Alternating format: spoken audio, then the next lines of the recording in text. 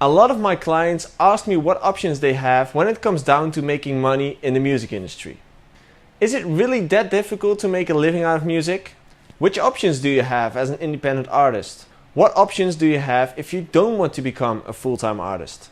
In this video, I want to take a deeper dive into making money in the music industry. Not only as an artist, but through other avenues as well. Let's start off with the most obvious one.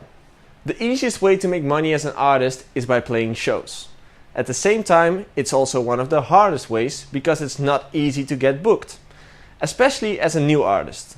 Some people get started by playing in their hometown, which can turn into an income pretty quick if they play on a weekly basis. Other people start with producing and releasing music, eventually leading into gigs, if everything goes well. It doesn't matter how you get them, but fact is that playing shows as an artist is one of the best ways to make a living in the music industry. The second option you have as an artist are royalties. Royalties are the money you get when your track has been sold or streamed on one of the many platforms out there. Releasing music properly will distribute your music on multiple stores and streaming sites. All these platforms individually monitor how many times your music has been sold or streamed. These outlets then pay the amount of money you've earned annually, biannually, quarterly or monthly, depending on the platform. Now let's say you've released a track that is available on Spotify and that track has been added to a big playlist. This could result into having millions of streams, and that can turn into a few hundred or even a several thousand euros. I always like to view my royalties as a holiday pay. You never know how much it's going to be, as it depends on how well your tracks have performed over the last few months. However, because you never know how much it's going to be, it's hard to depend on it when you have to pay bills. The third option to make money could be offering other services in addition to playing shows and releasing music. As an artist, you have a lot of unique skills. If you take a minute to think about the fact that making music isn't a common thing, it is an art form that requires many areas of expertise, and when we dive deeper, we discover several skills that can make you money. Here are a few of them: recording, mixing, mastering, ghost producing, and sound design. All of these skills can be used to generate a revenue stream. Let's say you're really good at mixing music and someone approaches you to mix their track. At first, this could be something you could do for free. However, when you notice that several people are approaching you for this skill, it might be a smart idea to start asking money for it. Another thing you could do with your producer skill set is selling sample packs. If you are known for your sound design, consider creating your own sample packs. This could be a great value for someone who isn't capable of doing this, and they are probably willing to pay money for it. My favorite thing to do with my producer skill set is setting up masterclasses. I really believe in this because I believe in sharing knowledge.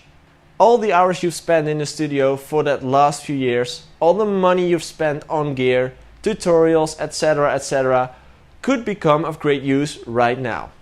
Why don't you try setting up a masterclass? As a professional artist, you're able to start sharing your knowledge about music production and actually make some money. You can easily create an event on Facebook, communicate that you're going to host a masterclass to your fan base, and sell the tickets to platforms like Eventbrite. Don't underestimate the knowledge you have. It could be invaluable to someone else. When you've built your artist career to a higher level, another option will appear: selling merchandise. When your brand has become so big that you've got yourself a large and active fan base, it's a smart idea to start creating your own merchandise. This is useful because it makes your brand stronger and you're able to make some money out of the sales. This way of generating a revenue stream isn't made for artists who are just getting started or who have released their first few tracks. This will only work for artists with a large and loyal fan base. If you are a music producer but you don't really like to release music under your own name, then here's an option to make money for you. Have you ever considered selling your beats? There are a lot of artists out there who struggle with making music, or who can sing but aren't capable of creating their own music. They want to perform and making music isn't their strong point. They could be your client since they are looking for music. If you can sell them your music, you are able to ask them for a flat fee or arrange another deal based on percentages. What kind of deal you create is completely up to you and your client. Let's say you create 2 tracks a month on average and you are able to sell those tracks every month. Each track could go for anything between 100 and 10,000 euros, depending on how good your music and how big your brand is. That's a nice way to make money, isn't it? If you do release music under your own name, you could always think about selling the tracks that don't really fit your artist brand. It might be a good way to make some extra money on the side. Now that we've gone through a few options that you have as an artist, I'd like to show you some options if you don't aspire to become a full-time artist. Becoming a full-time artist requires a lot of things, and some people just aren't made for it, like myself. But it's possible that you still want to work in the music industry. What options do you have if you don't want to make music and still want to work in the music industry? Well, there are a lot of them, but here's a few of them. You could become a manager, a booking agent, a label manager, product manager, A&R manager, stage manager, event manager, publisher, PR manager, tour manager, licensing, and you could even start a YouTube blog with posting music. If you want to know which jobs are available worldwide, I'd suggest to start networking and see which jobs are available, or visit the website linked below, which shows you the best jobs at this moment. Now that you know a few of the options that you have as an artist and non-artist, it's up to you to decide which route you'd like to take. Would you like to be a full-time artist, or would you like to work behind the curtain?